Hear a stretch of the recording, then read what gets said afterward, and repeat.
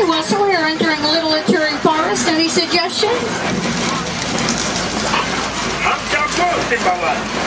Keep your eyes open and drive carefully. Look there should be lots of animals. Over here on the right is an okapi. Now from the back end it's going to look like a zebra because it's got stripes. It's not related to the zebra though, it's related to the back there behind the trees, behind the bushes. Over here on the left, that big black and white saddle-billed stork making a nest back there. Tallest stork in Africa, about 5 foot tall with a wingspan of 8 to 9 feet. See it? Watering holes like this one are great gathering places for some of the rarest species, like the black rhino. Sadly, there are less than 5,000 black rhinos left. That is because they are hunted for the horns on their head. Look right up on the hill up against that wall, you'll see a black rhino laying up there. Kind of looks like a big old rock with the ears. Yeah, kind of hard to see. Kind of blends in with the background. I don't see it. Yeah. Beautiful birds over here on the left are yellow-billed storks. They eat snakes, fish, frogs. Just about everything they can catch. Now because of the coloring and markings, the animals here will blend in with their background. That's why they're hard to see. Sometimes we'll see some wildlife researchers out here checking out the animals. Up here, see the reddish-brown animal with the thin white stripes? Those are bongos. Bongos are known as the ghost of the forest. Definitely living up to that nickname today.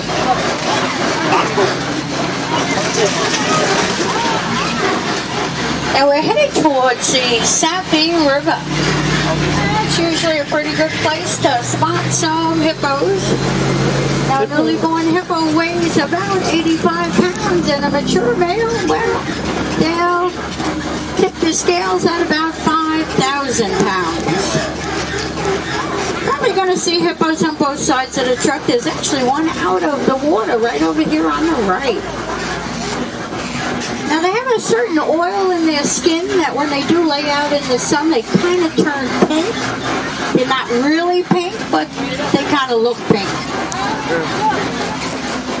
Looks like he's got a smile on his face. Yeah, he got a smile on his face. He's a happy hippo. Over here on the left are some pink-backed pelicans. They make their nest in trees. They also live in colonies. Hippos come out of the water at night to graze on grass along the river's edge. They eat 150 pounds of grass a night. See all the birds? Yeah. Whoa, look at all of them.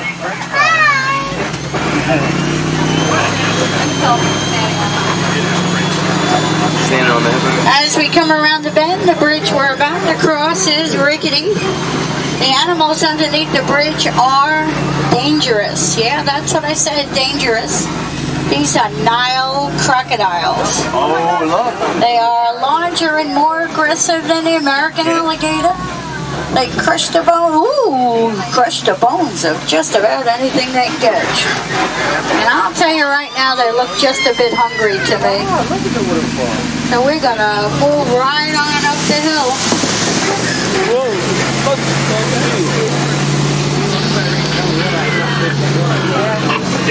Come in. Simple one here, we'll sit over.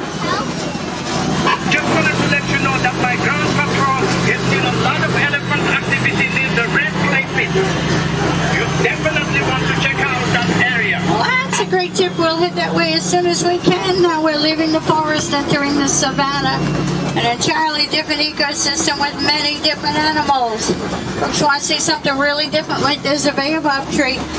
Kind of looks like somebody planted it upside down. Those are the branches, not the roots. Now, this is my favorite view of the savannah. Part of the Serengeti grasslands. Stretches for hundreds of miles across East Africa. It acts like the super highway for millions of migrating animals every year. It's all part of the wild Africa we're all trying to conserve. Looks like we've got some giraffes over here on the right. Over here on the left, up on the very top of the hill, you'll see a Patterson eland, largest antelope in Africa. Male can weigh 2,000 pounds, grow to be 6 feet at the shoulder. Now there are two types of giraffes on this reserve. The only difference between the two types is just the pattern on their coat. A reticulated giraffe has a distinctive net pattern, kind of like somebody threw a net over its back and spray painted it. And the Maasai giraffe has a more irregular pattern, kind of like an oak leaf or a maple leaf. And I'm thinking this is a reticulated giraffe. Now you're going to see how difficult it is for a giraffe to actually get anything off the ground or drink water. I'm going to stop so you can get a really good picture at how difficult it is for a giraffe to drink water. Sit down, sir, please. Sir, please sit down. Sir, thank you.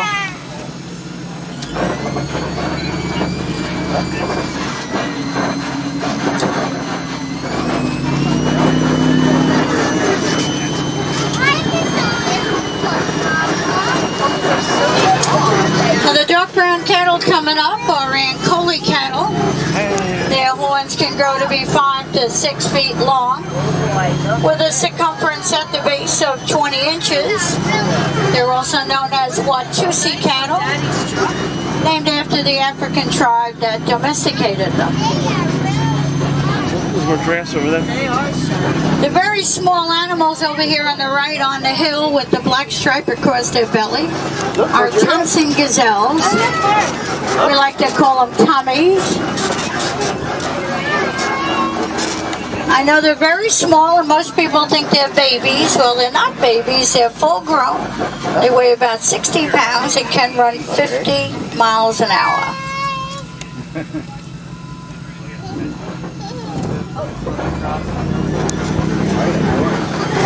Over here on the left, underneath the trees, are some white-bearded wildebeest. There's some more giraffes over here on the right. They look like Maasai giraffes from here. Wildebeest are the largest migration still going on in Africa. 1.5 million of them will cross Africa every year. Hey, what's in the bushes? Wildebeest.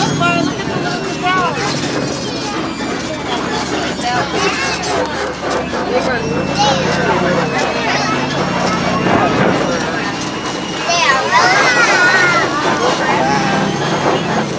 is a shaky video. You're gonna watch this. Take some motion stabilizer on it. Take some motion sickness pills.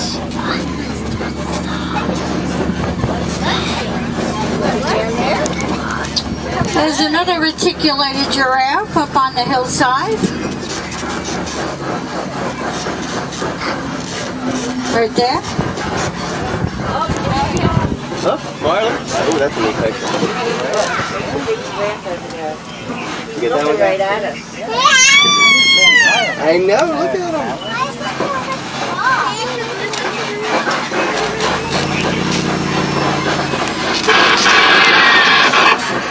This is Wilson. What is your location? Over. Well, we're at Monkey Point heading towards elephant country. Keep your eyes open for me. We picked up a baby elephant that was wandering off on its own. We can't find the mother.